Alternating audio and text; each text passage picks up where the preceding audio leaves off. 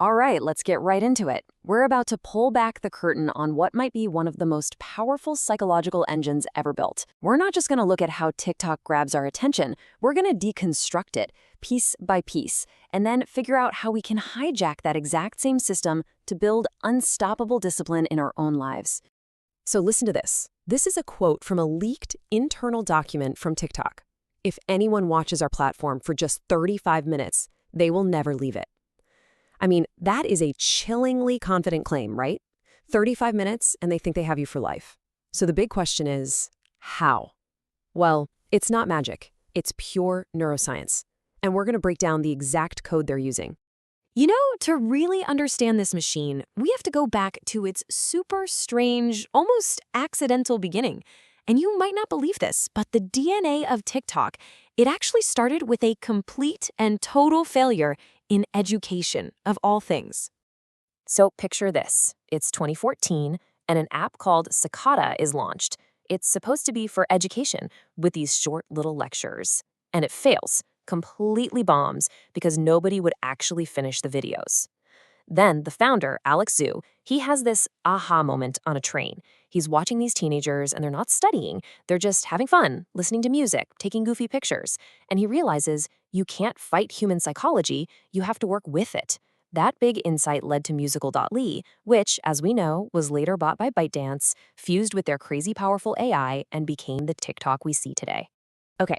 So this brings us to the real secret sauce of the hijack.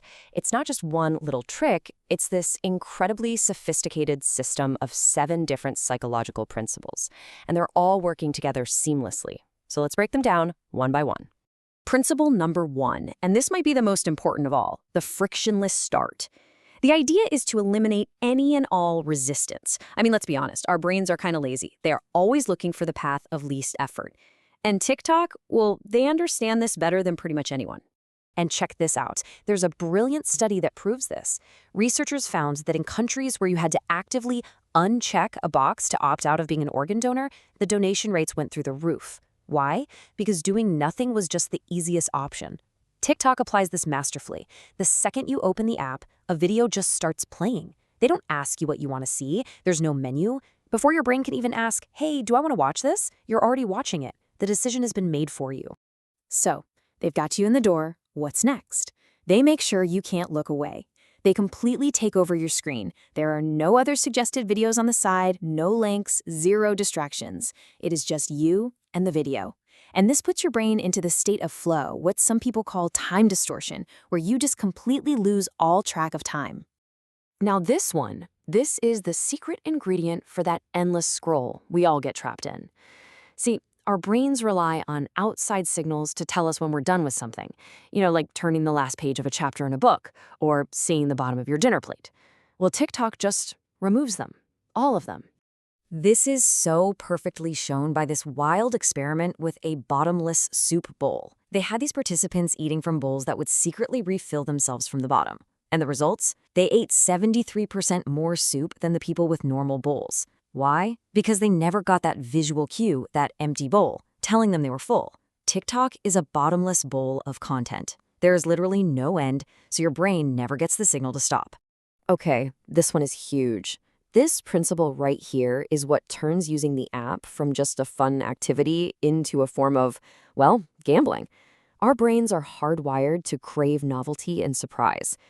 The researcher B.F. Skinner discovered this decades ago. He found that an animal will press a lever obsessively if a food pellet comes out at random, unpredictable intervals. See, if the food came out every single time, the animal would just press it when it was hungry. But the unpredictability is what created the obsession. And every single swipe on TikTok is a pull of that lever. The next video might be boring, or it could be the most amazing thing you've ever seen. And that gamble is what keeps you swiping. So get this, it's all about speed. Neuroscientists have shown that our brains release that feel-good chemical dopamine, not when we actually get the reward, but in anticipation of it. So by making the videos so incredibly short, TikTok dramatically speeds up this cycle of anticipation and reward, which is basically a fast track to forming a really powerful habit. All right, this next one is a classic. It's straight out of the Psychology 101 playbook. It's all about training your brain to react to a very specific trigger. We've all heard the story of Pavlov's dogs, right? A bell starts as just a neutral sound, but by ringing it right before feeding the dogs, over and over, that bell eventually triggered a physical response all on its own.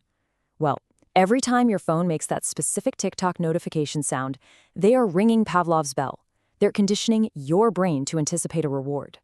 And finally, the app gets you to invest. But it doesn't ask for some huge commitment up front. No, it starts small, really small. The first investment is just watching that video that autoplayed. Then hey, maybe you tap the like button. Then you follow the creator. Then you leave a comment. Each tiny little action is a micro investment, and each one pulls you deeper and deeper into the ecosystem. Okay, so we've seen the code. We get it. We understand the 7 principles that make this app so incredibly powerful. Now for the most important part of this whole thing. How do we take this system and reverse engineer it to build the habits that we actually want? All right, it's time to take back control of the algorithm. We're going to go through these principles again, but this time we're going to flip the script and apply them to doing those hard things we've all been putting off. So remember the frictionless start? Here's how you use it for yourself. Let's say you're a writer. Don't finish the last paragraph of your writing session. Even if you know exactly what you want to write, stop. Leave it 90% finished. Why? Because the next morning, when you sit down, there's zero resistance. The task is basically done, and the next step is so obvious. You just slide right back into the work without even having to think. Next up, let's combine immersion and no-stopping cues. You need to create what I call a single battlefield for your work. Put your phone in another room, close all those extra tabs, give your brain only one thing to focus on. Then, and this is key, you have to invent your own stopping cues.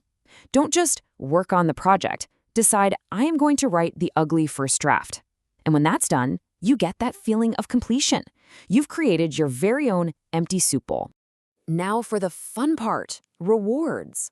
Look, the problem with big, ambitious goals is that the final payoff is months, maybe even years away. Your brain just can't get excited about that. So you have to compress the reward cycle. Break your project into tiny, tiny pieces and use a checklist. Every time you figure out one small thing, like the title for an article, check it off. That checkmark, that is your small emotional reward. It's a tiny dopamine hit, and you're training your brain to love the process, not just that far-off outcome. To master cue conditioning for yourself, you need to adopt this mantra: produce before you consume. It's simple. You link your most important productive habit to something you already do every single day. For example, right after you brush your teeth in the morning, before you check your phone, before you read the news, you do 20 minutes of your most important work. Brushing your teeth becomes the bell that triggers your productive habit.